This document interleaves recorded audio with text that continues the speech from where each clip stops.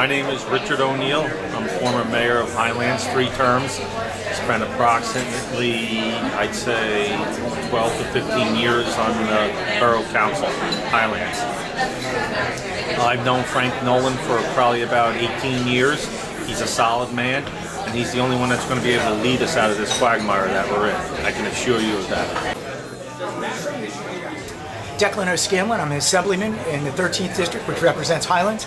I think Frank Nolan is the right guy for mayor to continue to be mayor of Highlands because he's just been fantastic. I have, throughout the whole crisis, throughout the whole storm, there was no one harder working than Frank Nolan, or no one who cared more about his residents. And I'm not saying anything negative about anybody else. Frank is just really a wonderful public servant. We all could learn something from him, all the rest of us public servants, even as hardworking as some of the rest of us are. Frank was there during this storm. I just ran into people who just met Frank tonight, came to this fundraiser tonight, who never met him before formally, who said, we just believe in him. He was there at the shelter every day, several times a day, and they said, he's one of us. He's been displaced like us. He's fought for us. Frank was there when Highlands was fighting for its life during the storm, the immediate hours after, and now I think it's reasonable to want continued, strong, consistent representation as Highlands fights for its soul and its continued existence. For all those reasons, I think Frank deserves your vote.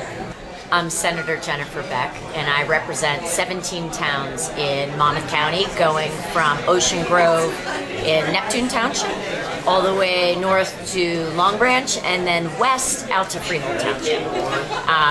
So Senator Joe Carrillis and I, in essence, represent most of Monmouth County, with the exception of a few small towns out in sort of the western portion of the county. Mayor Frank Nolan has become a friend over time because my husband owns Wind and Sea in the Highlands. And of course, through the course of Hurricane Sandy, we became even closer because of Frank's role in helping to restore the borough of the Highlands and sort of his personal commitment to building back the town. I think that Frank will do quite well this year. I mean, of course, he and his family, his 3 kids and his wife, who were displaced and lived up at Henry Hudson with many of our other fellow residents here in Highlands, really has an appreciation for the struggle that we've all had going through the devastation of Sandy. And he has made it his personal mission to build back this town one step at a time, one house at a time. And I think it's pretty unparalleled. I mean, there were weeks where he was spending all of his time on borough business, though he is paid a true pittance. I think maybe only $2,000 a year to be mayor of the borough of Highlands. He was dedicating himself full-time to the issues that faced our residents, and it's my expectation that people really appreciate what he did through those many, many months and continues to do, and will do, hopefully, in the future as our elected mayor on November 5th. This is State Senator Joe Carrillis. I represent Highlands and the Monmouth County Bayshore and the environs in the Senate. I'm proud to serve. And I'm proud to represent some great communities that are led by some exceptional leaders like the mayor here in Highlands. And tonight we're celebrating Mayor Frank Nolan's success and hopefully his upcoming victory in the November election. You know, it's difficult to be a local government leader in the best of times because New Jersey puts some demands and challenges on the shoulders of local mayors and councilmen to run the finances of a town, to deal with affordable housing, to deal with roads and bridges and parks and the library, and the list goes on and on and on. So in regular times, in typical times, it takes a competent leader, like the kind you have here. But when you superimpose a hurricane of the century, like Superstorm Sandy, on top of all that, there is no playbook on how to deal with the challenges that come with it.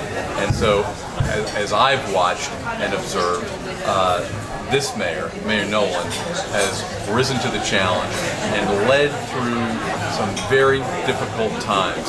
Nearly a year later, there's still people struggling, there's still many challenges, but we've come a long way, and we still have a long way to go.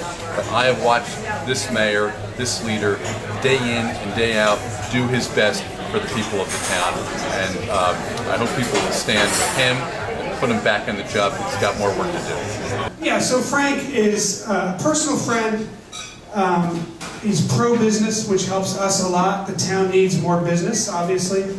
And I gotta say that what really struck me about Frank was he and I both lost our homes in the storm.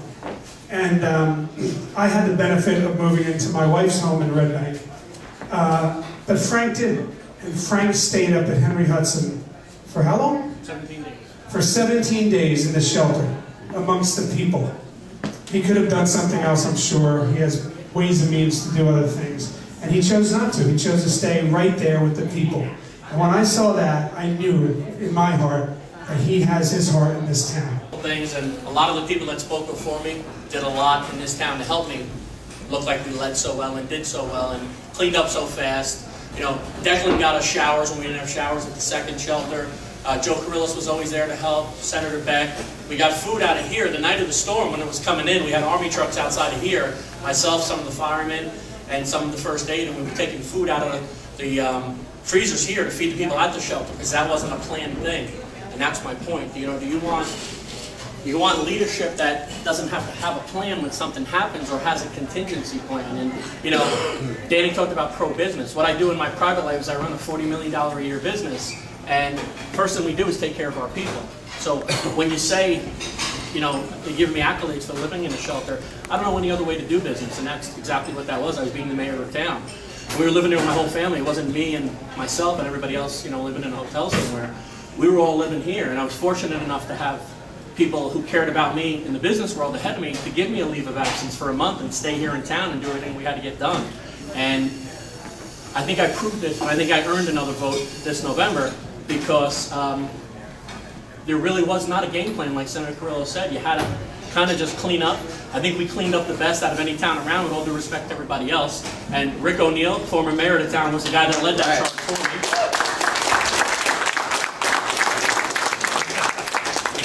And some of the things that we did a little differently than the other towns was we realized that a lot of the guys that needed jobs were wiped out also. We hired them. We hired mostly locals as much as we could, and we paid them right away.